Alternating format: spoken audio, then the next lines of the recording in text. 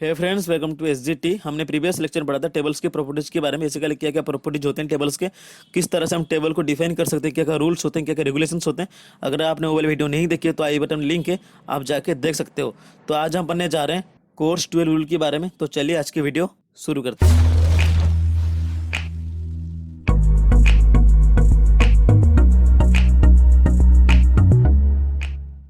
तो आज का टॉपिक हमारा है कोर्स 12 रूल।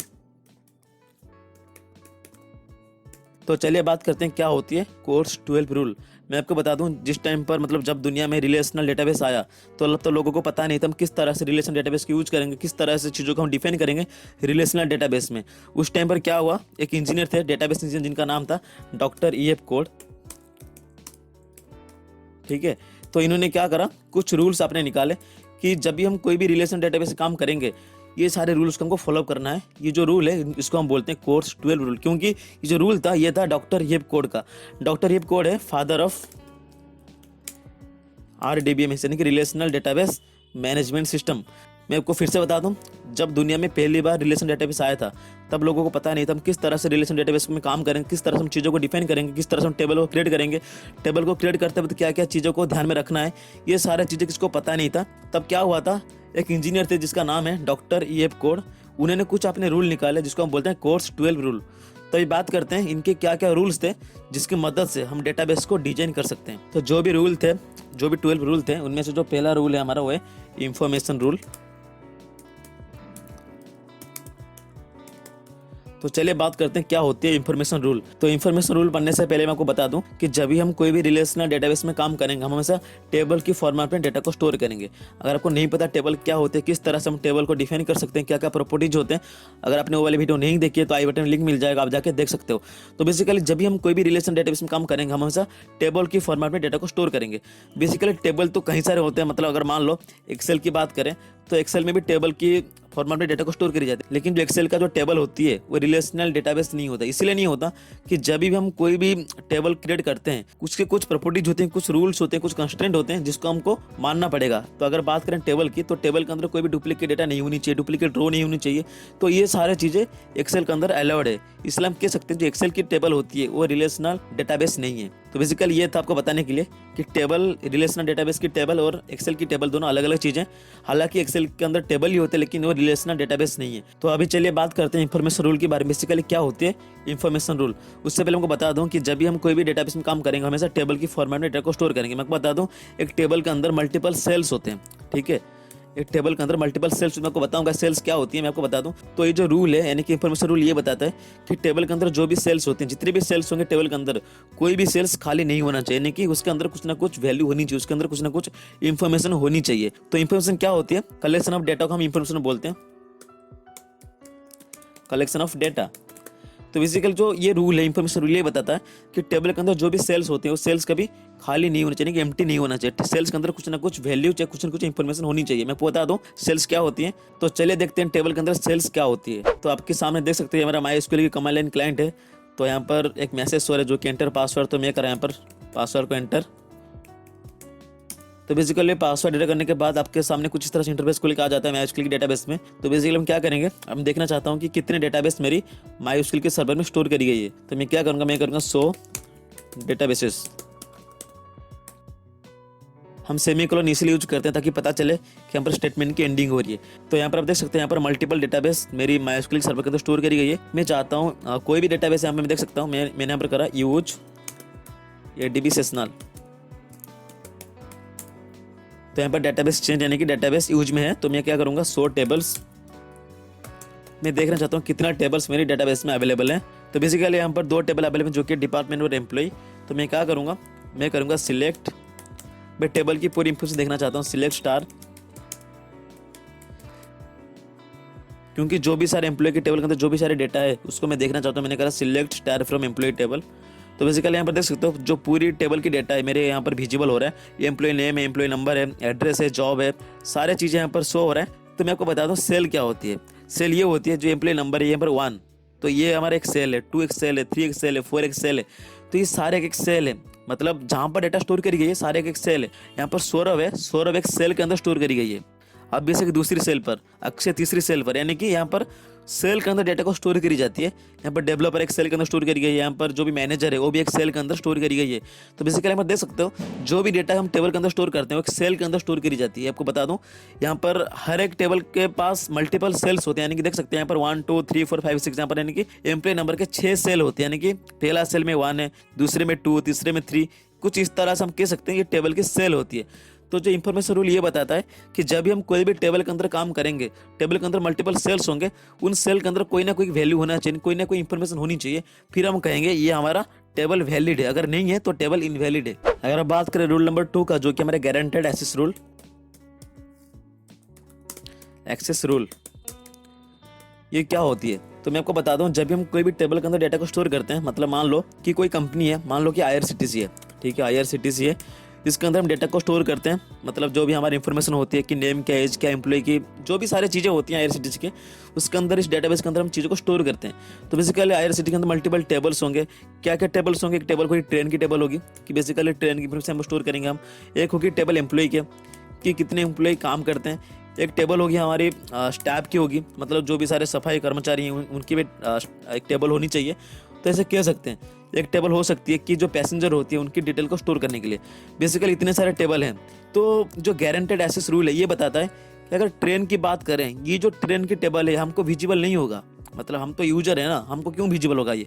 अगर बात करें एम्प्लॉय के, तो एम्प्लॉय टेबल के अंदर कोई डेटा को स्टोर करी जाती है, यानी कि एम्प्लॉय के अंदर बात करें कि एम्प्लॉय की एज क्या होती है, एम्प्लॉय की नंबर, एम्प्लॉय आईडी क्या होती है, एम्प्लॉय की सैलरी क्या होती है, ये जो पूरी टेबल इंफॉर्मेशन है सिर्फ एम्प्लॉय की ही विजिबल होगा, ना कि कोई पैसेंजर को।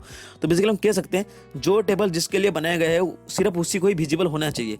अगर बात करें पैसेंजर का, तो पैसेंजर की टेबल हम सबको विजिबल होना चाहिए कि कौन सा पैसेंजर का सीट नंबर कौन सा है। तो ये जो सारी चीजें हैं ये पैसेंजर टेबल के अंदर स्टोर करी गई। अगर बात करें एम्प्लॉय का, तो एम्प्लॉय की सैलरी की, एम्प्लॉय की आईडी क्या है, ये हमको क्यों बताएंगे। बेसिकली ये रूल है ये बताता है कि जब भी हम कोई भी टेबल के अंदर डेटा को स्टोर करते हैं, यानी कि कोई भी कंपनी है टेबल के अंदर डेटा को स्टोर करती है, जो भी डेटा स्टोर करेगी वो कि पर्टिकुलर एम्प्लॉय को सामने रख के स्टोर करेगी, पर्टिकुलर ऑब्जेक्ट को सामने रख के स्टोर करेगी। यानी कि अगर बात करें एम्प्लॉय का, तो एम्प्लॉय की टेबल सिर्फ एम्प्लॉय को विजिबल होगा, ना कि कोई और को। अगर बात करें पैसेंजर का, तो पैसेंजर का टेबल सिर्फ पैसेंजर को विजिबल होगा। तो बेसिकली कहने का मतलब ये था कि जो भी टेबल के अंदर डेटा को स्टोर करी जाती है वो एक्सेसिबल होना चाहिए। तो हमने पढ़ लिया कि टेबल के अंदर जो भी सारी डेटा स्टोर करी जाती है वो गारंटेड एक्सेस होनी चाहिए, कि कोई भी इसको एक्सेस कर पाए, जो भी यूजर होगा इसको एक्सेस कर पाए। लेकिन हम किस तरह से इसको एक्सेस करेंगे मैं आपको बता दूं, बाय यूजिंग टेबल नेम। ठीक है, टेबल नेम के बाद क्या आता है प्राइमरी की। प्राइमरी की क्या होते हैं मैं आपको बताऊंगा, कोई चिंता लेने की बात नहीं है कि प्राइमरी की क्या होते हैं, किस तरह से हम डिफाइन कर सकते हैं प्राइमरी की को। अगर बात करें दूसरी की जो है एट्रीब्यूट, मतलब इन तीनों चीजों की मदद से हम पूरी डेटाबेस को एक्सेस कर सकते हैं, यानी कि बाय यूजिंग टेबल नेम कि किस टेबल के अंदर डेटा को स्टोर करी गई है, प्राइमरी की कौन सा और एट्रीब्यूट क्या क्या है। अगर बात करें स्टूडेंट टेबल का, ठीक है, तो अगर बात करें स्टूडेंट टेबल का, तो स्टूडेंट टेबल के अंदर पहली बात तो स्टूडेंट की रोल नंबर होती है, रोल नंबर के बाद उसके नेम होते हैं, नेम के बाद उसकी एज होती है। ठीक है, तो इतने सारे चीज़ें होती है एक स्टूडेंट टेबल के अंदर। मान लो और भी बहुत सारी चीज़ें हो सकती हैं, एड्रेस क्या है, उसकी मार्क्स कितने हैं। यहाँ पर सिर्फ एग्जांपल की बात करते हैं। स्टूडेंट टेबल है जिसके अंदर रोल नंबर है, नेम है और एज है। तो बेसिकली मैं चाहता हूँ स्टूडेंट की इंफॉर्मेशन देखने के लिए मैं किस तरह से देख सकता हूँ। यहाँ पर मैंने आपको बता चुका हूँ कि by using table name, primary की और एट्रीब्यूट की मदद से हम स्टूडेंट की इंफॉर्मेशन देख सकते हैं। अगर मान लो कोई स्टूडेंट है जिसका रोल नंबर है 11 है, जिसका रोल नंबर 11, जिसका नाम है गौरव, ठीक है, जिसका एज है 22, सिंपल है, ये है स्टूडेंट की इन्फॉर्मेशन। लेकिन मेरे को नहीं पता ये जो इन्फॉर्मेशन स्टोर करी गई टेबल के अंदर, मैं चाहता हूँ इस इन्फॉर्मेशन को देखने के लिए मैं किस तरह से देख सकता हूँ। मैं क्या बोला था आपको, मैंने आपको बोला था by using table name. Physical table name क्या है, टेबल नेम है स्टूडेंट। तो हम क्या करेंगे यहाँ पर, हम करेंगे सिलेक्ट, ठीक है, select star from table name. Table name हमारा स्टूडेंट है, तो हमें करा मैंने स्टूडेंट। तो ठीक है, मेरे को स्टूडेंट की इंफॉर्मेशन देखनी है।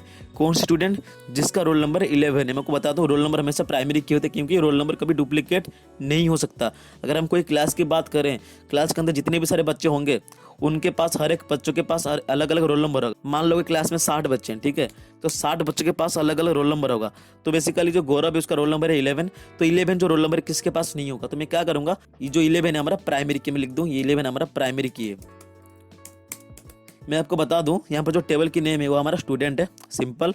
और बात करें एट्रीब्यूट का, तो पहली एट्रीब्यूट हमारा रोल नंबर है, फिर उसके बाद नेम, फिर उसके बाद एज। मैं आपको बताया था स्टूडेंट हमारी एंटिटी होती है, हर एक एंटिटी के कुछ ना कुछ एट्रीब्यूट होते हैं। तो बेसिकली स्टूडेंट हमारा टेबल नेम, उसके कुछ एट्रीब्यूट है, हमारा रोल नंबर, एज और नेम। तो बेसिकली बात करें प्राइमरी की, तो रोल नंबर हमारा प्राइमरी की, क्योंकि अभी डुप्लीकेट नहीं हो सकता।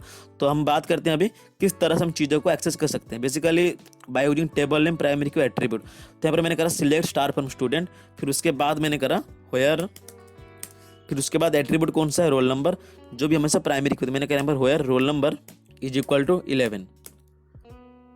तो सिंपल इस लाइन की मदद से अगर बात करें select star from student where roll number equal to 11, तो यहाँ पर देख सकते 11 रोल नंबर किसका, 11 रोल नंबर है गौरव का। स्टूडेंट टेबल में जिसका रोल नंबर गौरव है उसकी डेटा मेरे को चाहिए। तो चलिए देखते हैं हम किस तरह से MySQL में परफॉर्म कर सकते हैं। तो यहाँ पर देख सकते हो आपके सामने टेबल है जो कि एम्प्लॉय टेबल। तो यहाँ पर मैंने करा था कि एम्प्लॉय के अंदर जो एम्प्लॉय नंबर है हमारा प्राइमरी की है, एम्प्लॉय नेम, एड्रेस, जॉब हमारा एट्रीब्यूट्स हैं, और टेबल की नाम हमारा एम्प्लॉय है। हमने करा था by using table name primary की और एट्रीब्यूट की मदद से हम कोई भी डेटाबेस में डेटा को रिट्रीव करवा सकते हैं। तो बेसिकली क्या करूँगा मैं करूँगा यहाँ पर सिलेक्ट स्टार फ्रॉम एम्प्लॉय। तो यहाँ पर हम क्या करा, एम्प्लॉय टेबल का यूज करा, select star from employee where employee number equal to 1 2 3 4 5 6 कोई भी नंबर यहाँ पर उठा सकते हैं। मैंने यहाँ पर करा 1। तो सिंपल है, यहाँ पर जो भी क्वेरी जो कंप्लीट हो चुका है, तो जो भी एम्प्लॉय का एम्प्लॉय नंबर 1 है उसके बारे में सारी इंफॉर्मेशन पर शो हो रहा है, जो कि एम्प्लॉय नंबर 1, उसका नाम है सौरभ, उसका एड्रेस है न्यू दिल्ली, जॉब डेवलपर है, हेड डेट क्या है, सैलरी क्या है, सारी चीज़ें यहाँ पर स्टोर हो रहे हैं। अगर बात करें यहाँ पर एम्प्लॉय नंबर 2 का, तो बेसिकली यहाँ पर मिल जाएंगे आपको, कोई दिक्कत वाली बात है नहीं इसमें। तो जो भी यहाँ पर देख सकते जो एम्प्लॉय नंबर 2 वाला जो भी एम्प्लॉय है उसके बारे में सारी इन्फॉर्मेशन यहाँ पर शो हो रहा है, यानी कि एम्प्लॉय नंबर 2 है, एम्प्लॉय नेम है अभिषेक है, एड्रेस कहाँ है, सैलरी क्या है, डिपार्टमेंट नंबर क्या है, सारी चीज़ें यहाँ पर शो हो रहे हैं। तो हम कुछ इस तरह से टेबल से डेटा को रिट्रीव करवा सकते हैं बाय यूजिंग टेबल नेम और प्राइमरी की एट्रीब्यूट। हम कोई भी डेटा को रिट्रीव करवा सकते हैं। तो चलिए देखते हैं रूल नंबर 3 क्या है हमारा।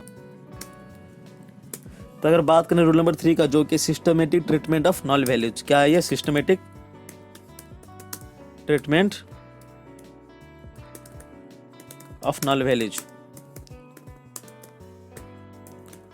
बेसिकली क्या है ये, अगर बात करें नल वैल्यूज का, इसका मतलब ये हुआ कि अगर मान लो कि स्टूडेंट टेबल है, ठीक है, एक स्टूडेंट टेबल है, तो स्टूडेंट टेबल के अंदर जो पहला हमारा फील्ड है वो हमारा रोल नंबर है, रोल नंबर के बाद हमारा नेम है, नेम के बाद हमारा एज है, एज के बाद हमारा फ़ोन नंबर है। तो सिंपल है, इतनी सारी डेटा स्टूडेंट टेबल के अंदर अवेलेबल है। तो मान लो रोल नंबर जो है हमारा पहला रोल नंबर 1 है, और पहला जो नेम है वो हमारा अभिजीत है, कुछ भी अभी मान लो, एज हमारा 21 है, और फ़ोन नंबर हमारा 1 2 3 4 है। तो अगर बात करें रोल नंबर 2 का, तो उसका नाम है सन्नी, तो एज हमारा 22 है, और हमारा जो फ़ोन नंबर है वो है 7896। मान लो ये हमारा फ़ोन नंबर है। तो सिंपल है, तो इसका मतलब मान लो कि अगर बात करें थर्ड स्टूडेंट का, जो कि है बिन्नी, तो जिसका रोल नंबर है 25 और जिसका फ़ोन नंबर अवेलेबल नहीं है। यहाँ पर देख सकते हो जो पहला रोल नंबर है, जो पहला स्टूडेंट है, इसका रोल नंबर है, उसका नेम है, उसका एज है, उसका फ़ोन नंबर भी है। अगर बात करें रोल नंबर 2 का, यानी कि उसका नेम भी है, उसका एज भी, उसका फ़ोन नंबर भी है। अगर बात करें स्टूडेंट 3 का, उसका रोल नंबर भी, उसका नेम, उसका एज है, लेकिन उसका फ़ोन नंबर नहीं है। तो हम कह सकते हैं स्टूडेंट 3 के लिए जो फ़ोन नंबर वाला सेक्शन है ये हमारा नल है।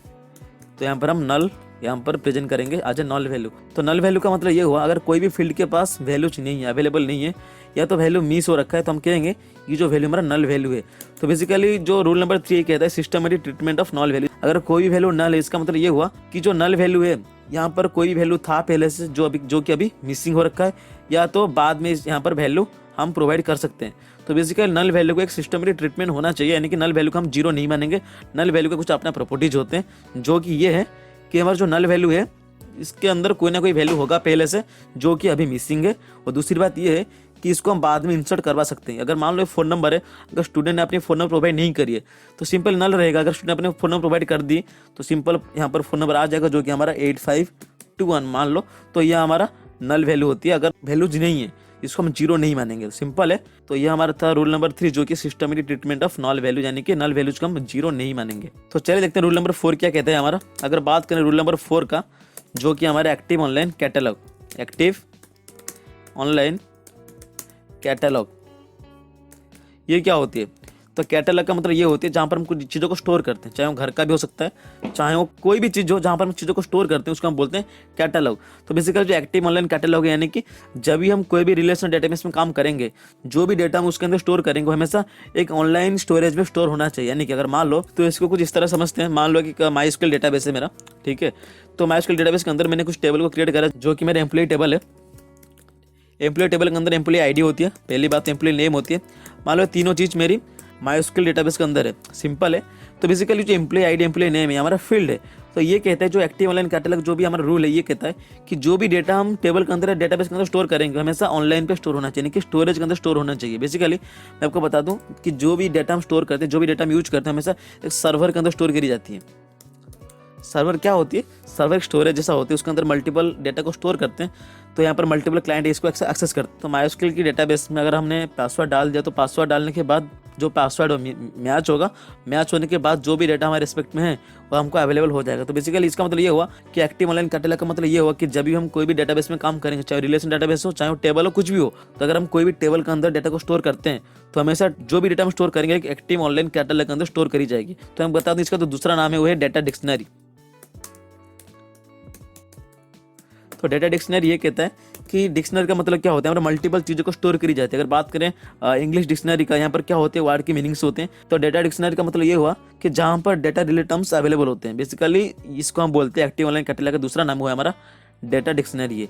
तो बेसिकली इसका मतलब ये हुआ कि जब भी हम कोई भी टेबल के अंदर डेटा को स्टोर करेंगे हमेशा एक डेटा डिक्शनरी के अंदर स्टोर होनी चाहिए, कि एक ऑनलाइन स्टोरेज के अंदर स्टोर होनी चाहिए, जिसको हम बोलते हैं एक्टिव ऑनलाइन कैटलॉग। तो ये था आज का लेक्चर। आई होप सारी चीज़ समझ आ गई होगी। अगर आपको लगता है कहीं ना कहीं चीज़ें हेल्पफुल है, अगर कुछ सीखने को मिला, please subscribe the channel and share with your friends, ताकि वो लोग भी इस वीडियो को देख पाए। तो आज के लिए बस इतना ही, मिलते हैं नेक्स्ट वीडियो में। Thanks for watching, have a good day.